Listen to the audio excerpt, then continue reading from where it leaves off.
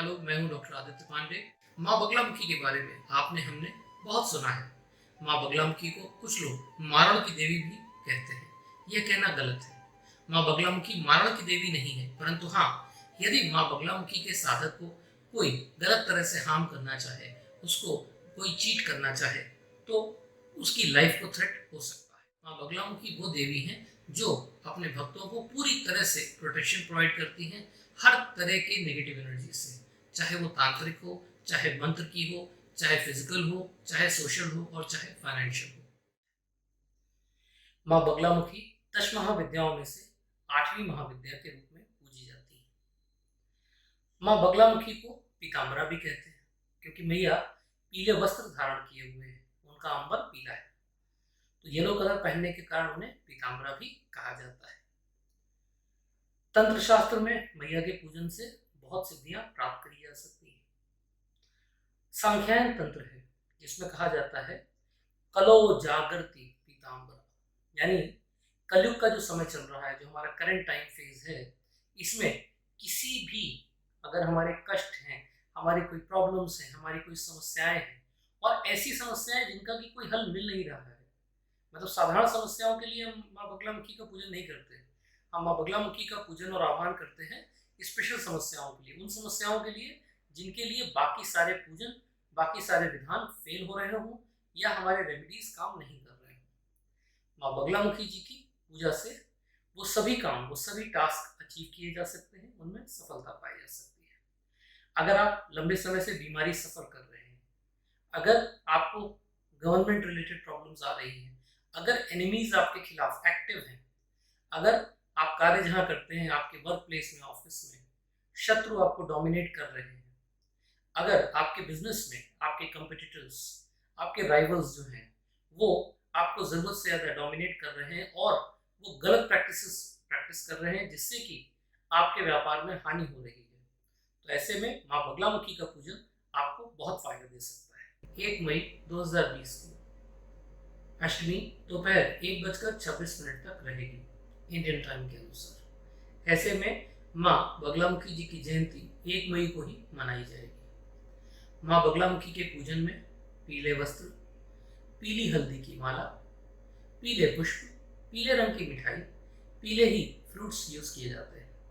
ऐसे में माँ बगलामुखी जी की पूजा यदि आप अपने घर में करना चाहें तो उसके बहुत सरल विधान हैं जो कि मैं आपको बताना चाहूँगा। आपको किसी तरह के भी गलत कर्मों में नहीं पड़ना होता है, आपको किसी तरह भी नेगेटिव एनर्जी से दूर रहना होता है।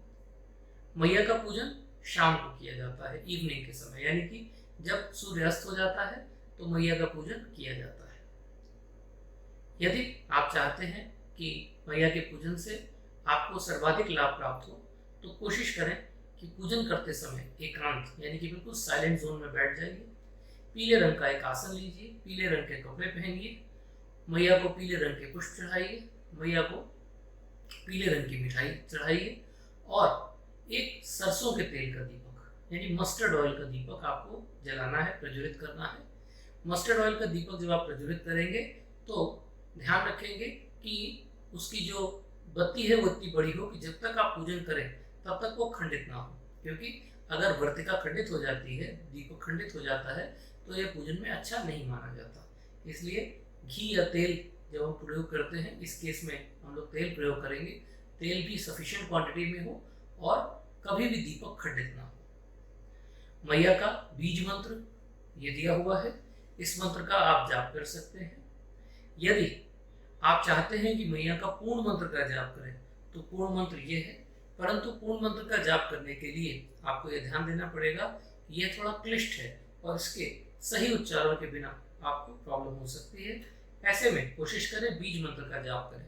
बीज मंत्र सिंपल, बीज मंत्र इज ईजी और मुझे लगता है बीज मंत्र इफेक्टिव भी ज़्यादा होता है। माँ बगलामुखी जी के 3 रूपों की पूजा होती है।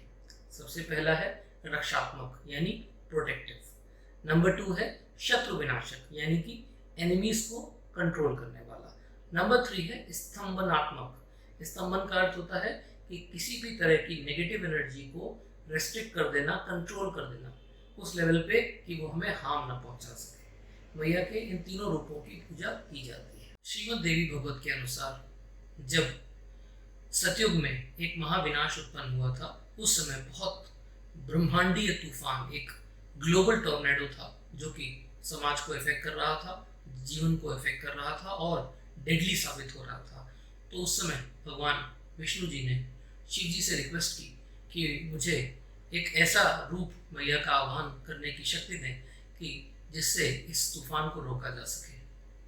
तो भगवान शिव जी की गाइडलाइन पर भगवान विष्णु जी ने तपस्या करके माँ त्रिपुर सुंदरी जी के एक रूप को आवाहन किया। गुजरात का जो सौराष्ट्र एरिया है वहाँ एक हरिद्रा झील है। हरिद्रा झील में देखा गया कि वहाँ से मैया के इस रूप की उत्पत्ति हुई। तभी इनके पूजन में हरिद्रा यानी कि हल्दी, येलो कलर जो टर्मरिक है, उसका प्रयोग भी बहुत किया जाता है। जब हम मैया का हवन करते हैं तो उसमें भी हम लोग कोशिश करते हैं हल्दी की गांठ अवश्य मिलाएं, पीली सरसों मिलाएं और नमक जरूर मिलाएं। नमक में ध्यान रखिए कंकड़ी वाला नमक होना चाहिए, नमक के पाउडर को नहीं मिलाया जाता है। मैया का बीज मंत्र ह्लींग है, जिसको कि यदि आप इंग्लिश में लिखेंगे तो इट विल बी HLEENG, जिसमें जी साइलेंट है। मैया का यह मंत्र बहुत ही उग्र है, इसलिए उसको करने में बहुत सावधानी बरतनी चाहिए और कोशिश करनी चाहिए कि शुद्धता के साथ और पवित्रता के साथ ही इस मंत्र का जाप किया जाए, नहीं तो कभी कभी इसके साइड इफेक्ट डिजास्टर्स हो जाते हैं।